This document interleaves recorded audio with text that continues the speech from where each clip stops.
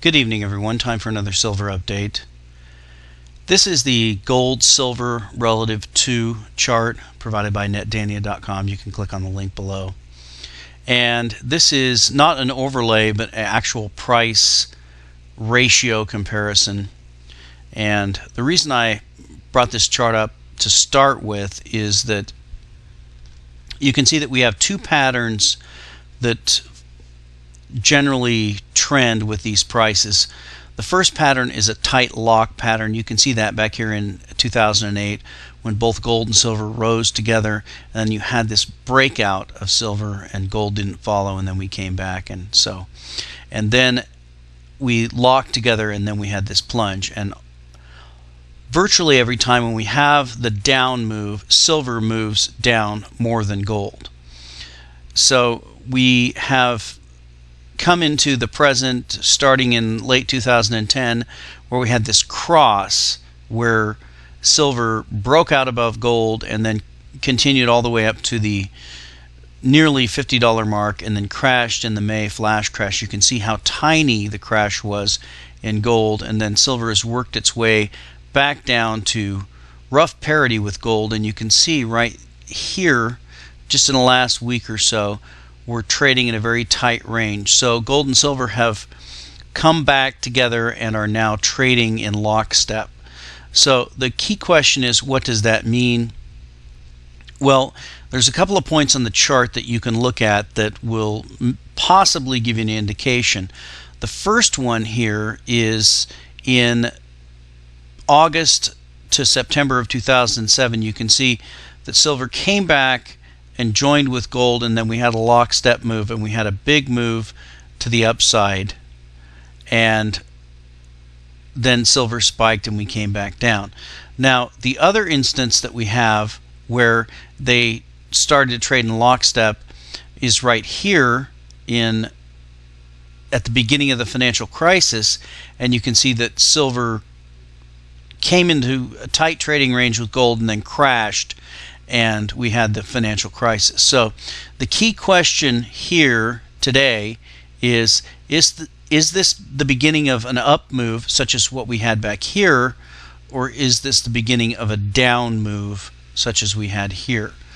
My guess is it's actually more of an up move like we had here. So let's pull out and get a gold chart to start with. We want to pull up the daily on gold. You can see we're rallying in a attempted cross. We have to get to the 8-hour. We can see on the MACD we've crossed now and seem to have formed a bottom. If we put our lines in, and I wanted to address real quick, I've had a number of people comment on the type of chart analysis that I use as far as drawing these trend lines and drawing support and resistance lines. And one of the major criticisms has been that I use these real scale charts as opposed to a logarithmic chart. Now, just so you understand the distinction, a true price chart like we're looking at here just gives you the prices, and when you have extreme moves they're going to show us gigantic spikes, but there's no adjustment to the prices. A logarithmic scale, on the other hand, is based on percentages. So for example, if you had the price of gold say at 1,000 and it moved to 1,500, that's going to be a 50% move. If you had gold at 1,500 and it moved to 2,000, even though that's the same amount of dollars, on a logarithmic chart that's not going to be as large of an increase. It would take an increase of 750. In other words, you'd have to go from $1,500 gold price to 2,250 gold price to see the same size of move on a logarithmic chart as you would on this real price chart. Now, the reason why I don't use logarithmic charts is because my analysis is based on support and resistance. So if this were a logarithmic chart, for example, this spike here, which penetrated into support and then ultimately came back and established support, you can see the support. This line would not be the same line on a logarithmic scale because it would be based on percentages. Now, I've gone over the theory of support and resistance in the past, and it's really very simple. Support and resistance are based on true price levels. This price level is represented by the people who bought gold at $1,575 an ounce. Now, whether they sold here or whether they bought here is determined on the price. Their position is established at this price. It's not a percentage, it's not a logarithmic scale, it's a real price. So I have always used real price charts, not logarithmic charts, and I always will, because the fundamental basis of trading is support and resistance, and those are based on real prices and real actors acting in real time. So back to the main topic, which is this rally that we're in. You can see we're building a flag formation. It actually is an ascending flag formation. Now, if we go over to the silver chart, you can see that the silver chart is actually in a descending flag formation. Now, traditional technical theory, and take that for what it's worth because it's not worth a lot, but traditional technical analysis will tell you that a descending flag formation is a prelude to a drop, while an ascending flag formation is a prelude to a breakout to the upside. So we're seeing a very interesting dichotomy here where silver seems to be forming a descending flag and gold is forming an ascending flag. Now, we know from the chart that I first showed you that ultimately when gold breaks out, silver will catch up and will surpass it to the upside and then correct. So we're kind of at a turning point where we need to wait on the news out of Europe, and the news that's going on right now is really crazy. We don't know whether the central banks are going to institute a bailout of Europe. We don't know whether they're going to let things deflate. So all those options are on the table. So we just have to watch the prices to see what they do. So I wanted to segue into a topic that has come up a number of times, and actually before I do that, I want to jump over to the price chart of Bank of America. If we pull up the 5-day chart on Bank of America, if you remember, I predicted that Bank of America would collapse and go bankrupt actually back at the end of the summer, beginning of the fall, and there were a number of interventions, really actually very what you would call extreme interventions. There was the Warren Buffett intervention, there were other moves by the Fed and others that came in and supported the price of Bank of America. But you can see we're now ticking low into new lows even after this enormous 300-point rally that we had. Let's pull up the comparison chart on the Dow so we can see how that 300-point rally stacks up with the price of Bank of America. And you can see that we jumped 300 points on the Dow and then jumped again, but the price of Bank of America is decaying and it is going into new lows. You can see if you look at the 52-week range on Bank of America, you have 5.03 as the 52-week low, and today's low was 5.03. So we did touch a 52-week low in the price of Bank of America. I think we will go below 5, and when we do go below 5, if you remember, 5 is a key point in stock trading because above the price of 5 you can short a stock, below the price of 5 you're not allowed to short a stock. Not that I think the shorts are behind this, probably the longs are selling, but that is a key point in the price of a stock is $5. So we're coming very close to that price. The other stock I wanted to look at real quick is the CME Group. We had some very interesting action in the CME Group. If you remember, I recommended the put on the CME Group because of the speeches and explanations and excuses given by the CME Group after the MF Global scandal, and it's had a tremendous drop-off today. You had, let's pull up the Dow comparison on the CME Group so you can see the relative move there. and it's not quite as extreme as Bank of America, but both of them jumped tremendously on Monday with that huge 300-point rally based on some rumors from Europe. But you can see that now the CME group is turning back around and turning down. So let's look over to the option. I'm going to follow this for a while. If you remember, I recommended the January 13 option, and that's the put option on the 200 strike price. It was 273. They added 100 on the open interest, and I think it was 26 or so when I recommended it, so we've lost about $1 on that one. You can see we gained 65 cents today. So I fully expect that the CME group, if we go out to the longer term chart, that the CME group is going to break down below this resistance that's at about, let's get back to that chart. Well, it's not pulling up a chart, but the chart is, the resistance is about 237, actually the support, I'm sorry, about 237. It's been tested a number of times. We had a big bounce off of it, but we hit 239.61 today. I think if we get a downdraft in the market in the next couple days, we're going to see CME break and break hard. So we'll wait and see and follow that in the future.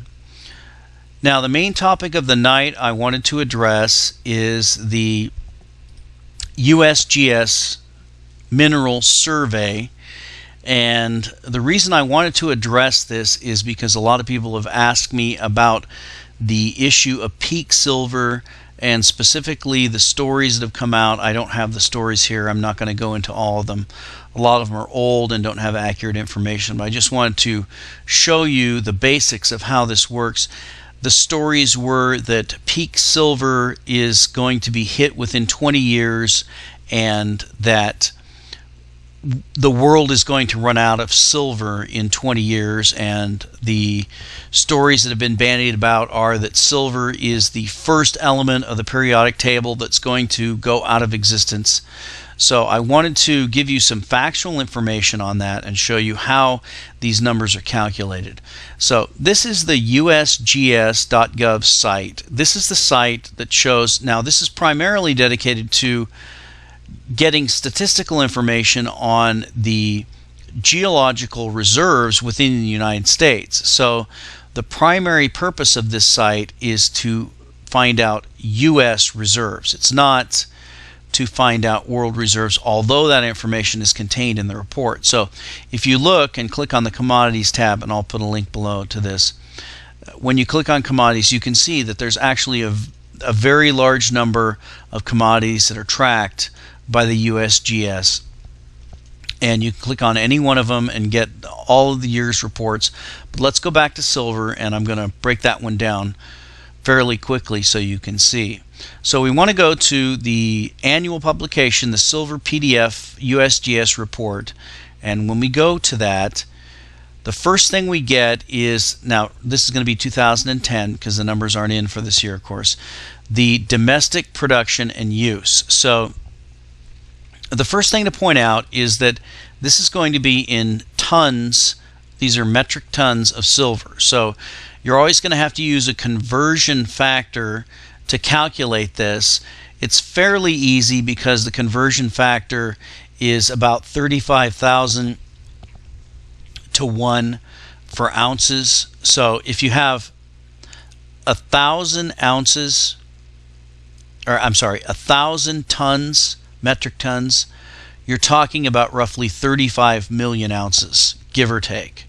So this number here, the United States produced roughly 40 to 50 million ounces, and that's consistent with what we've seen elsewhere. So that's how you convert the tons to ounces so you can get an idea. Now, if you remember, we're talking about roughly 700 to 800 million ounces, which is world production, and you can see obviously with this number that the United States really only produces about 5% of the entire world production. Now, the interesting thing, there's a number of interesting things that come out, and I'm going to explain how this works here. But the way you calculate this running out concept for silver, and you can do it with any of these commodities, and I've gone through all the charts of silver, palladium, platinum, gold, rhodium, etc., many of them. And the first thing you want to go to if you're going to look at the peak figures and how many years you have is you want to look at the reserves and you want to look at the mine production. So you can see that in 2010 we had roughly 22,000 tons, metric tons of mine production, and they estimated the world reserves at 510. So that's going to give you roughly 20 to 25 years, probably 25 years of reserves in silver. So you have to understand how this is calculated. This is not calculated based on how much silver is left in the ground. This is based upon how much silver at current price is considered to be a reserve. And I'll show you how that works. We'll go back and you can see we have the series of years here. We have 1996 all the way through 2011. So let's go ahead and click on 1996 and take a look at those figures.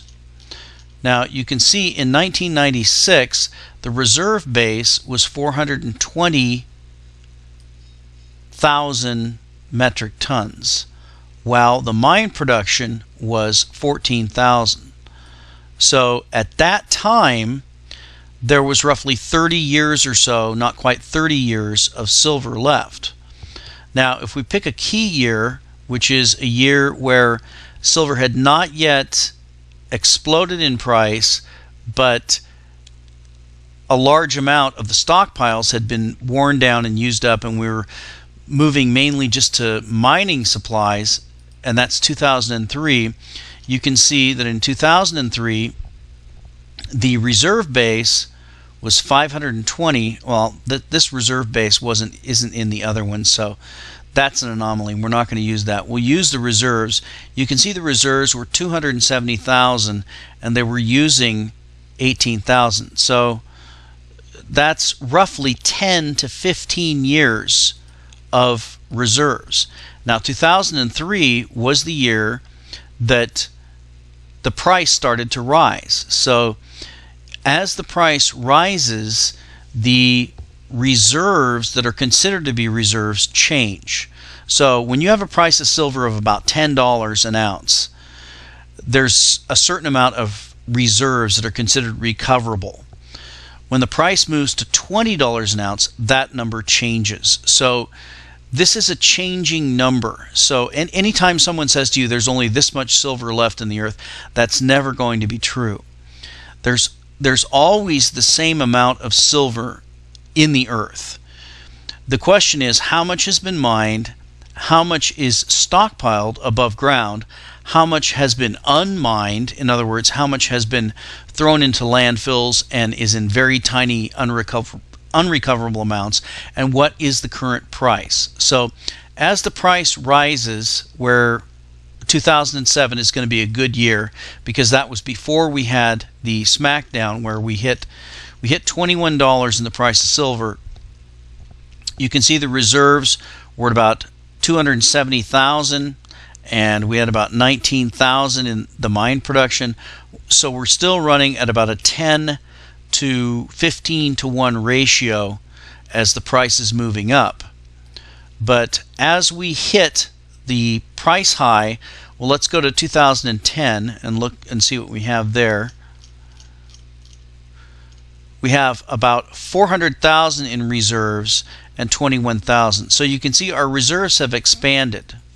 The reserves have expanded because the price has risen.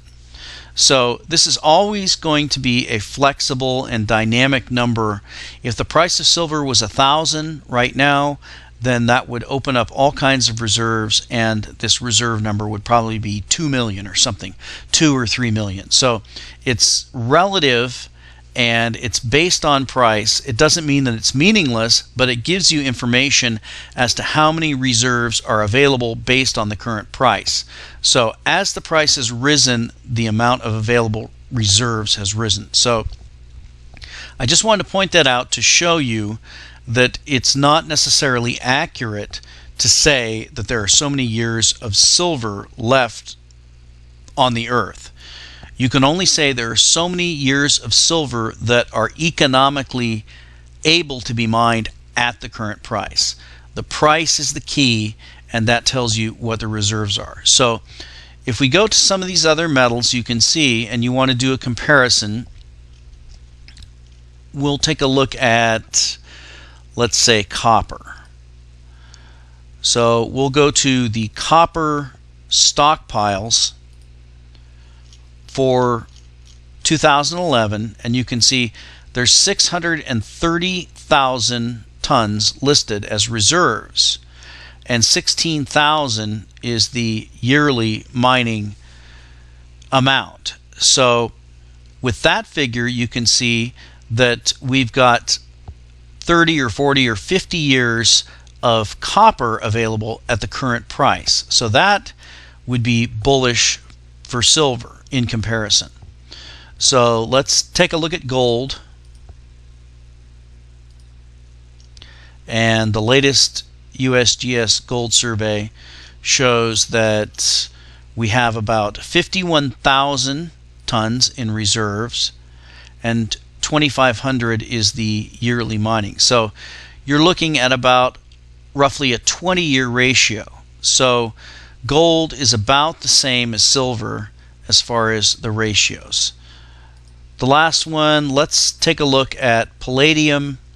Actually, it's going to be the platinum group of metals, because palladium, platinum, rhodium, and one other, I believe, they're all considered to be in the same group of metals, so they're all calculated together. And doesn't want to answer us here. And that's going to be the PGM reserves are 66 million, and these are worldwide figures.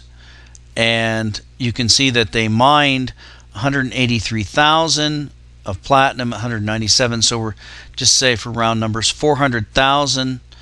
10 times that is 4 million. 100 times that. So based on that, you've got over 100 years of palladium. So that's how you calculate those reserves and prices, and how you determine whether something's going to run out. As I said before, obviously nothing is going to run out. It's only a matter of price. So as long as the price rises high enough, then there will be a supply. The issue with silver is that the price of silver has been suppressed for so long that the recoverable amounts of silver are unrecoverable due to economic reasons, not to the fact that they're not there. They're all there. They're all still there for all the metals. It's just a matter of where they are and in how small and unconcentrated amounts they are. So that's the explanation of the first element to disappear off of the periodic table. Unfortunately, that's not the case. It's just based upon price, and once the price rises high enough, then there's going to be a lot of silver, because people are going to be out searching for it in landfills and everywhere they can find it, because it's going to be very valuable in the future. And we'll talk to you next time.